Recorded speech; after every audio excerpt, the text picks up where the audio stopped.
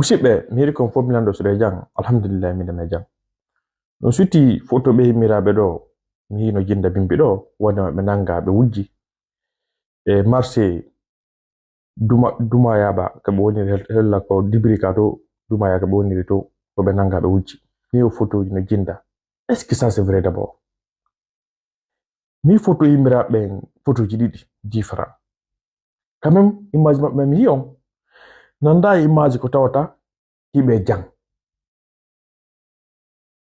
mi yal non vidéo photo ji tum hi taw mi wata déterminade sujet on hay andina lang mi anda réellement oui bien sûr ko kañ be miraɓe ɓe wujji c'est vraiment ɓe wujji ko marché to ha mi yaɗum non quoi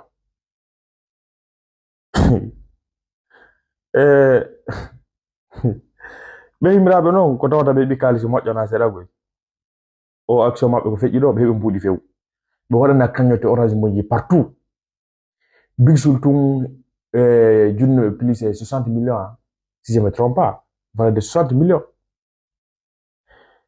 ko tawata ko iwri côtéji ɗin tawaka tawi woni réellement ɗum ɗo ko gonga ɓe yimiraɓe ɗo no nanga e marché ɓe wujji har c'est vraiment dommage har on tiganda konnu woni hon ɗon quoi ɓe surveille yalla taw hara image ji ɗam yiɗo na gonga na réalité ji hara mi yal vidéo ji gono ton ko tawata way ko produit vraiment et c'est vrai neniraɓe vraiment ɓe wuccu hein c'est vraiment incroyable hein? C'est vraiment incroyable ko tawata vraiment wona ɓe yimmiraɓe ɗo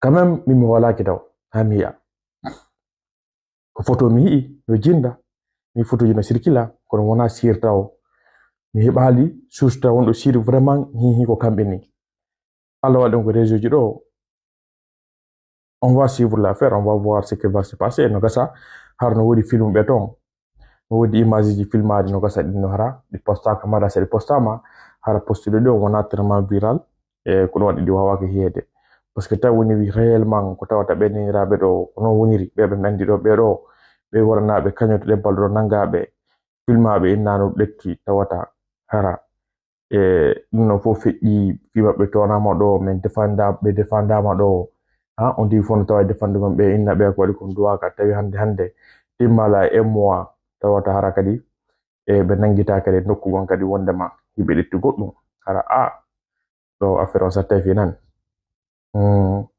affaire on satta fi moƴƴa wona seeɗa donc affaire à suivre jentoɗen heɗoɗen anden konno ko arde kasajo comme savez que de benis lagila leginami bye bye musidɓe se gate yummiraɓe nangitama kadi ɓe yummiraɓe ɓe aminala conseil yennuno ɗo ɓe nangitama kadi musidɓe ɓe nangitama e makiti kadi hiɓe juuɗe yimɓe ɓe mais andaka tigi tigi konno ɓe waɗi donc ɗe ngabbi information ji ɗin kaɓe yummiraɓe ɗo c'est devenu compliqué ɓe nangitama kadi donc si tawi ko gonga ko ɗimpiji ɗon ɓe nangiɗa kadi en fo en jonnitaminala conseil gonga gonga do wawe fenade to uta gonga wawe fenade ɓe nangitama kadi mais ɗen abbi information ji ɗin si tawi ko ɗum ɓe nangira wallahi billah fo jonnitaminala conseil gonga grand ko ay non ɓeɗo yummiraɓe wallahi grand nem fenandama de lan andi nene goto ganda ko nen jiwo nen goto nene maɓɓe goyam fe tawi a famude biyam momi woni nokku gotum Petindumo yaay makko ko wuyɓe do confirme ɗum walla ga confirme ɗum ga wuy ko wuyɓe peti walla ga confirme la koy petima yawta yaw on foppo yaay ko ngarno ɗo min hande mi artunta waɗugol ami Touré ay moto yaaka gendarmerie tawaɓe ɗon ko justice guinéen mon condamnuma fi ta waɗu vidéo ta waɗu live ji ɗum ɗon fop ittete ɗum ɗon fop en ittay a fuɗɗoto joggugol business ji maɗin tranquille ɗum ɗon fo ittete woɓɓe arno ɗo yenni aybini mais la vérité reste toujours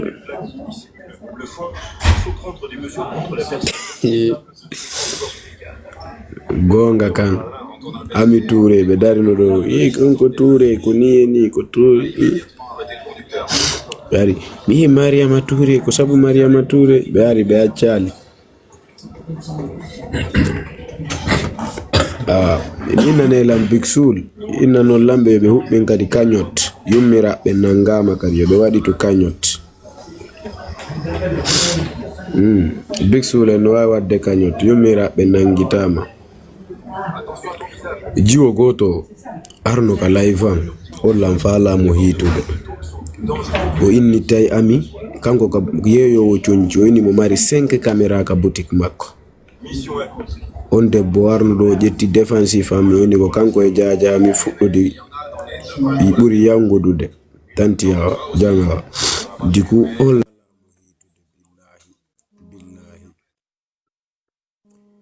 tawno dugol billahi lam fala mo hitude lam fala hitude on debbo sabu ko on ko bi moddo non wa on mami taw billahi bandra woni la Mamadou no kango 5 camera video ka boutique makko wari do yewti vrai mi giti on debbo jo mi gitimo wallahi mi gitimo non c'est une brave femme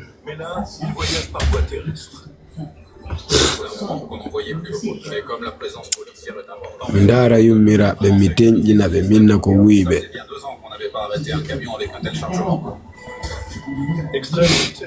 Odo ko kolode ma korlonde falla awanena mari jammari maquillage kadi nangama e nguika ara cette fois-ci kadi be yawno darugol si be hebay ko be wujja malgré ko be hebi kon fo mengino non bedo e yaay ha mi labana on post bedo ko wiibe mi holla yon fop mon bedo ko wiibe mi ari addoygol ko be yaata ko be yaraita bere dum jama ngini si mi wadi dum non mi bonna yar kise mabbe on hibe cotisana mbudi o meccu be hendodi no gasa be accita dum don mini problem ala awara labani on mari maquillage wujjay pellet labani on nena mari maquillage be wujjay là tout le monde sait que ouais. Les agents examinent chaque recoin et sortent les billets dissimulés dans les valises. Ora benangi dama kadi nguika. Leurs gestes sont précis. Aucun billet. Dono labi poska. Dona mami Touré ni. Billahi dona ami Touré hein. Dona ami Touré. Que le service des douanes fasse les comptes. Doka dino saako mabbe ko ngetika weko. Le service des douanes informe l'agent que le montant total des sommes saisies s'élève à 118 000 euros. Ils vont dresser un procès verbal aux passagers. Donc mari maquillage ni. Dona ami Touré ni ya. Do pellet na ami Touré ni. Quand la banque sera contactera, il devra prouver la provenance de cet argent. Nene goto inik. Comme il n'a pas Yumira bengo minuno mako ngaindara be ande na be ona clean. une somme qui varie selon la quantité d'argent saisi ou s'il s'agit d'une récidive.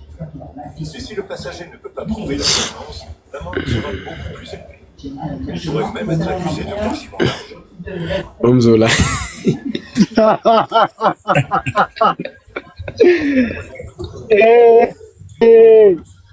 Gonorrhea, moro. Kwenye leo luba hapa moro, ndio tama.